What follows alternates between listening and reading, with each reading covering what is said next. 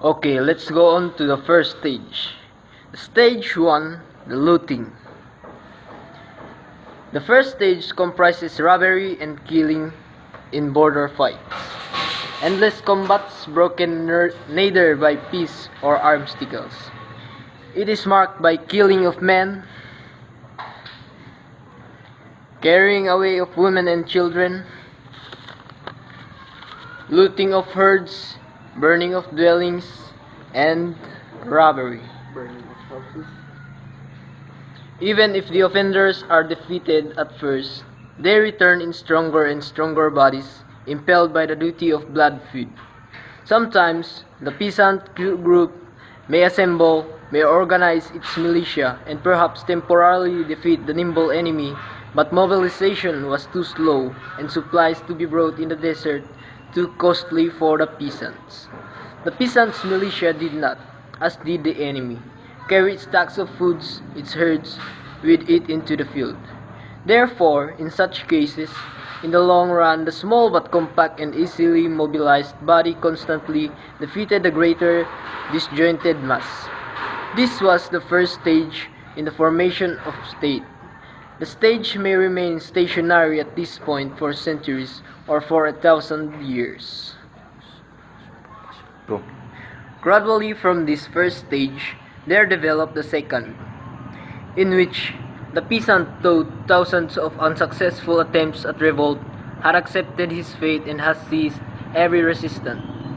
About this time, it began to dawn on the consciousness of the wild herdsmen that a murdered peasant could no longer plow, and that a fruit tree hacked down from its stalk will no longer bear fruit. In his own interest then, whenever it was possible, he let the peasants live and the tree stand. The expedition of the herdsmen came just as before, every member bristling with arms, but no longer intending or expecting war and violent appropriation. In short, no more killing and no more burning of houses. The raiders burned and killed only in so far as was necessary to enforce a wholesome respect or to break an isolated resistance. But in general, principally in accordance with a developing customary right, the first germ of development of all public law, the herdsmen now appropriated only the surplus of the peasants. That is to say, he left the peasants his house, his gear, and his provisions up to the next crop. The peasants became accustomed, when danger threatened, to call on the herdsmen whom they no longer regarded as robbers and murderers, but as protectors and saviors. This unity grew by degrees from common suffering and need, common victory and defeat, common rejoicing and common sorrow. A new and vast domain was opened when master and slave served the same interest. Then arose a stream of sympathy, a sense of common service. Both sides apprehended and gradually recognized each other's common humanity. Gradually, they learned to understand one another, first through a common speech and then through a common mental habit. The net of physical interrelation became stronger. In this second stage of the formation of state, the groundwork in its essential had been mapped out. A truce was achieved. Stage 3. Tribute. This third stage emerged when the surplus obtained by the peasantry was brought by them regularly to the tents of the herdsmen as tribute, a regulation that afforded to both parties self-evident and considerable advantages. By this means, the peasantry was relieved entirely from the little irregularities connected with the former method of taxation, such as a few men knocked on the head, women violated, or farmhouses burned down. The herdsmen, on the other hand, no longer needed to apply to this business any expense and labor, to use a mercantile expression, and then they devoted the time and energy thus set free towards an extension of the work. In other words, a subjugating other peasants. In exchange for a tribute from the peasants, the herdsmen provided peace, security, This form of tribute was found in many well-known instances in history, like the Huns, the Magyars, the Tartars, Turks, who derived their largest income from their European tributes. Sometimes, the character of the tribute paid by the subjects to their master was more or less blurred, and the act of assumed the guise of payment of protection, or indeed of a financial support. The tale is well known to us Filipinos when we were subdued by Spanish conquistadors and paid homage to them either by paying tribute or tributo or by offering free labor or polo. Stage 4. Occupation. The fourth stage, once more, is of very great importance since it added a decisive factor in the development of the state, as we are accustomed to see it, namely the union on one strip of land of both ethnic groups. From now on, the relation of two groups, which were originally international, gradually became more and more international. This territorial union was caused by foreign influence. It may be that stronger hordes and crowded the herdsmen forward, or that their increase in population reached the limits set by the nutritive capacity of the steppe of prairies.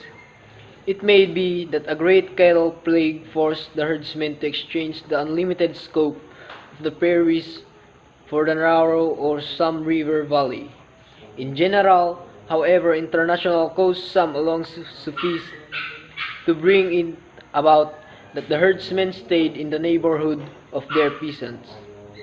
The duty of protecting their tributaries against the colonizers forced them to keep a levy of young warriors in their neighborhood.